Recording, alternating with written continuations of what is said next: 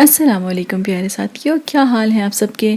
مجھے امید ہے کہ آپ سب لوگ خیریت سے ہوں گے اور بہت مزے سے ہوں گے۔ پیارے ساتھیوں، زہرا آپا آج بھی آپ کے لیے ایک پیاری سی کہانی لے کے آئی ہیں، اور یہ کہانی ہے حضرت موسیٰ علیہ السلام کی، جو ہم نے کل شروع کی تھی۔ آج اس کا دوسرا حصہ ہے۔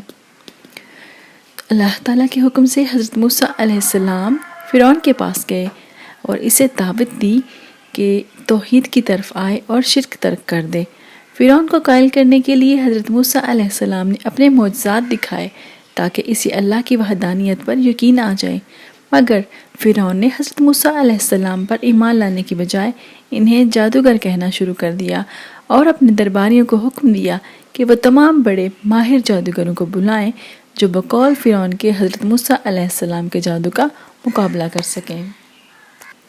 اور جب مقابلے کا دن آیا تو تمام جادوگر فرعون کے دربار میں جمع ہوئے۔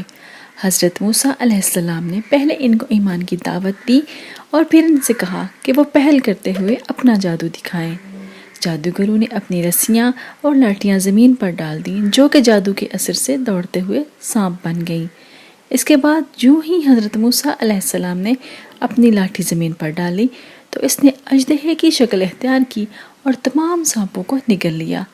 یہ منظر دیکھ کر تمام جادوگر حضرت موسیٰ علیہ السلام پر ایمان لے آئے۔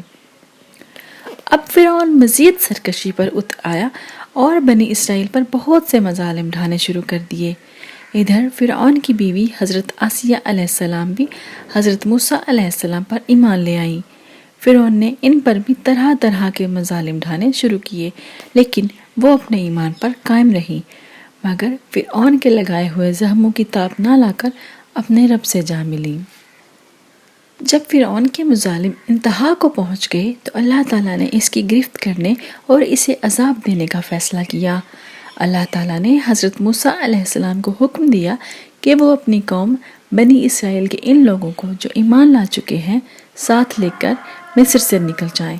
ادھر جب فرعون کو معلوم ہوا کہ حضرت موسیٰ علیہ السلام اپنی قوم کے ساتھ جا چکے ہیں تو اس نے اپنے کارندوں کے ساتھ موسیٰ علیہ السلام اور آپ علیہ السلام کے ساتھیوں کا تعاقب کیا اور جلد ہی بنی اسرائیل کے قریب پہنچ گیا۔ حضرت موسیٰ علیہ السلام کے ساتھی فرعون کے لشکر کو قریب آتا دیکھ کر گھبرا گئے، کیونکہ ان کے آگے سمندر تھا اور پیچھے فرعون کا لشکر۔ حضرت موسیٰ علیہ السلام نے اپنی قوم کو تسلی دی اور اللہ سے دعا کی۔ اسی وقت اللہ تعالیٰ نے حضرت موسیٰ علیہ السلام کو حکم دیا کہ وہ اپنی عصا کو سمندر پر مارے۔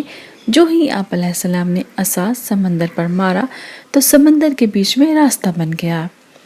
حضرت موسیٰ علیہ السلام اپنی قوم کے ساتھ سمندر پار کرنے لگے۔ پیچھے پیچھے فرعون نے بھی حضرت موسیٰ علیہ السلام اور آپ علیہ السلام کے ساتھیوں کو پکڑنے کے لیے اپنی فوج سمیت سمندر کے حالی حصے میں چھلانگ لگا دی۔ اور جب حضرت موسیٰ علیہ السلام نے اپنے ساتھیوں کے ساتھ صحیح سلامت سمندر پار کر لیا، اسی وقت فرعون کا لشکر سمندر کے درمیان تک پہنچ چکا تھا۔ اللہ کے حکم سے سمندر کا پانی دوبارہ مل گیا اور فرعون کے ساتھی ایک ایک کر کے ڈوبنے لگے۔ جب فرعون ڈوبنے لگا اور اسے اپنی موت نظر آنے لگی تو اسے یقین ہو گیا کہ اب بچنا ناممکن ہے، اور یہ سب حضرت موسیٰ علیہ السلام کو جھٹلانے کا نتیجہ ہے۔ وہ پکار اٹھا کہ میں موسیٰ علیہ السلام اور ہارون علیہ السلام کے رب پر ایمان لاتا ہوں۔ اس کے جواب میں اللہ تعالیٰ نے فرمایا کہ اب جب موت سر پر آ گئی تو ایمان قابل قبول نہیں ہے۔ آخر کار فرعون غرق ہوا اور فرعون کو قیامت تک آنے والے لوگوں کے لیے عبرت کا نشان بنا دیا گیا۔ سمندر نے بھی اللہ تعالیٰ کے حکم سے اس کی لاش کو باہر پھینک دیا تاکہ لوگ اس کے انجام کو دیکھ کر عبرت حاصل کریں اور کبھی خدائی کا دعویٰ کرنے کی بھول کر بھی کوشش نہ کریں۔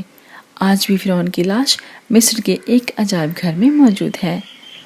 اس واقعہ سے بنی اسرائیل کو یقین آ گیا کہ کوئی کتنا ہی تکبر کیوں نہ کرے مگر وہ اللہ کا مقابلہ نہیں کر سکا۔ حضرت موسیٰ علیہ السلام اپنی قوم کو لے کر آگے روانہ ہوئے۔ پیارے ساتھیوں، مجھے امید ہے آپ کو یہ کہانی بھی پسند آئی ہوگی، تو اسے اپنے دوستوں کے ساتھ شیئر کیجیے، لائک کیجیے اور کمنٹ کرنا مت بھولیے۔ اگر آپ میرے چینل پر نئے ہیں تو میرے چینل کو سبسکرائب کیجیے اور بیل آئیکن کو دبا دیجیے۔ زہرا آپا کو اجازت دیجیے، ہم پھر ملیں گے انشاءاللہ۔ اللہ حافظ.